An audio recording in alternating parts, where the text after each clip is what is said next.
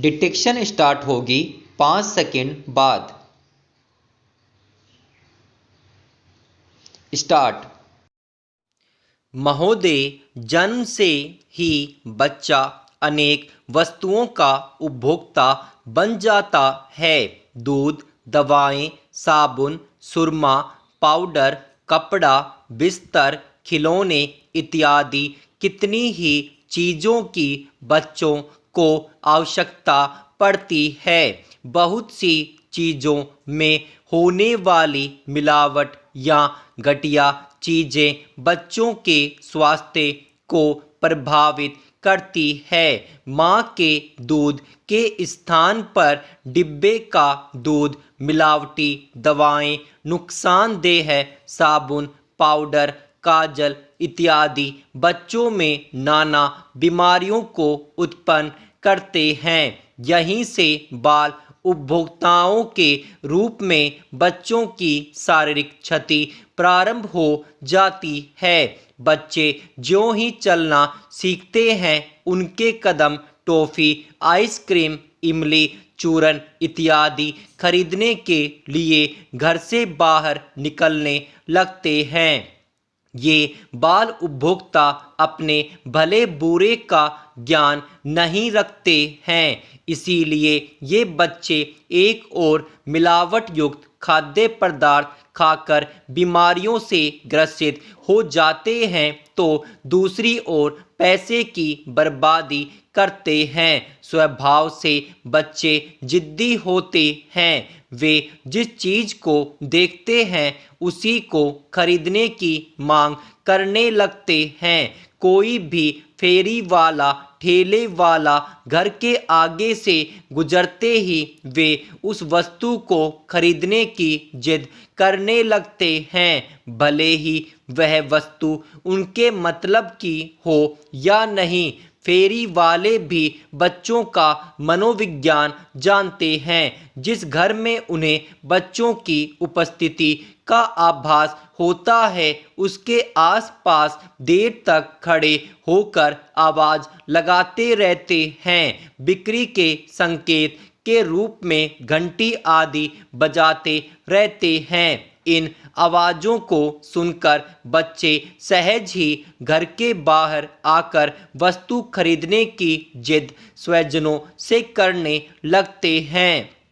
अनेक बार तो जब घर के लोग बच्चों की मांग को पूरा नहीं करते हैं, तो वे दूसरों से चीज़ दिलाने के लिए रियाने लगते हैं। यहीं से उनमें मांगने की आदत विकसित होती है और वे बेशरम बन जाते हैं। मेलों, ठेलों या हाट बाजारों में बच्चे प्राय हर वस्तु खरीदने की इच्छा जाहिर करते हैं। कभी कभी तो वे फैल भी जाते हैं। ऐसे में मजबूर होकर अभिभावकों को श्रम के कारण वस्तु दिलानी पड़ती है। दुकानदार बच्चों की जिद का फायदा उठाकर मुँह मांगे दाम वसूल करते हैं। मेलों में बच्चे प्राय एक खिलौना लेने के बाद दूसरे खिलौने की ओर और दूसरे के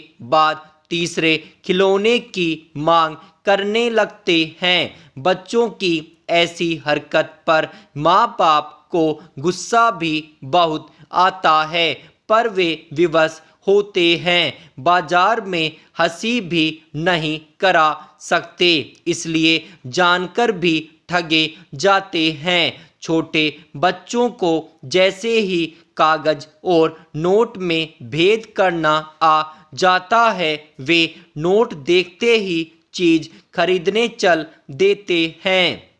आइसक्रीम, बुढ़िया के बाल या चूरन इमली वाले की आवाज़ सुनते ही पैसे या नोट लेकर दरवाजे के बाहर आ जाते हैं। उन्हें न तो यह ज्ञान होता है कि यह 5-10 पैसे का सिक्का है और न ही वे जानते हैं कि नोट कितने का है। उन्हें तो हाथ का पैसा या नोट देकर चीज़ चाहिए।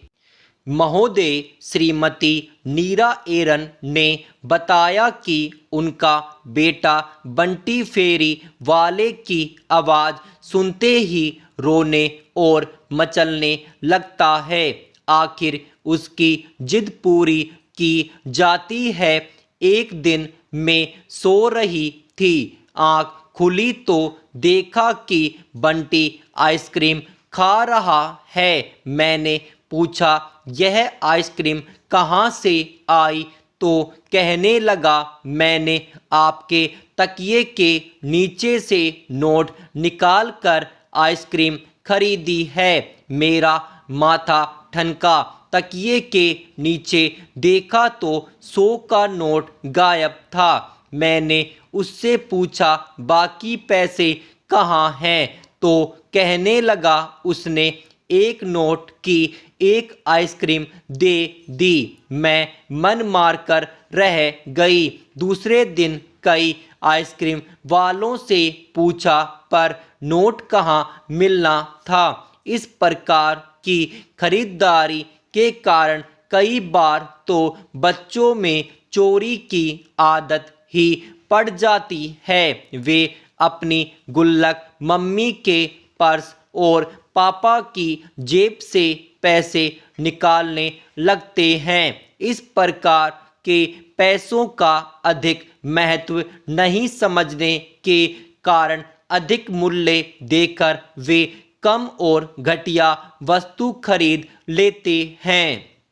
स्कूल जाने वाले बाल उपभोक्ता स्कूल के वातावरण, परिवहन साधन तथा आदि छुट्टी के समय मिलने वाले खाद्य पदार्थों से प्रभावित होते हैं। स्कूल में पूरी फीस देने के बाद भी यदि बच्चों को हवा, प्रकाश, जन प्रसाधन और स्वच्छ वातावरण नहीं मिलता है तो वे स्वाभाविक ही शोषण के शिकार बन जाते हैं। स्कूल बस या रिक्शे में बच्चों को भेड़ बकरियों की तरह यदि ठूंस कर भरा जाता है तो इसका भी बच्चों पर बुरा प्रभाव पड़ता है। स्कूल के बाहर खोमचों और ठेलों पर बिकने वाली चीज़ें प्राय अस्वास्थ्यकर, हानिकारक होती है। बच्चे इन चीज़ों को बड़े स्वाद से खाते हैं। वे नहीं जानते कि मीठी इमली, चुस्की, आइसक्रीम, मिठाई, चाट, पकौड़ी, चूरन इत्यादि में कृत्रिम हानिकारक रंगों तथा अखाद्य पदार्थों की मिलावट की गई है। इन्हीं से बच्चे को खाद्य विषाक्तता होती है। इन सब कठिनाइयों से बचने के लिए बच्चों को प्रारंभ से ही जागरूक उपभोक्ता बनाने का प्रशिक्षण दिया जाना चाहिए। आज के आर्थिक उपभोक्तावादी संस्कृति के युग में बच्चों को खरीदारी से वंचित नहीं रखा जा सकता। इसलिए बच्चों को पैसे का महत्व समझाते हुए सही खरीदारी का व्यवहारिक ज्ञान कराना चाहिए। मेलों और बाजारों में बच्चों को ले जाते समय उनको पहले ही समझाकर ले जाना चाहिए। उनके मांगने से पहले ही उनके मतलब की कोई चीज़ उन्हें दिला देनी चाहिए। इससे उन्हें कुछ संतोष मिल सकता है।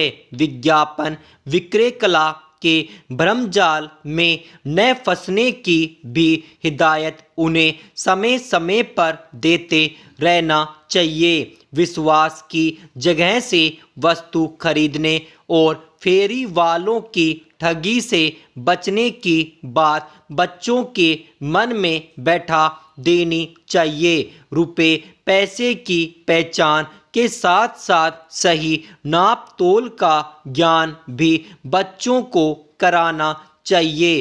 कुशल बाल उपभोक्ता ही भविष्य में अच्छे खरीदार सिद्ध हो सकते हैं।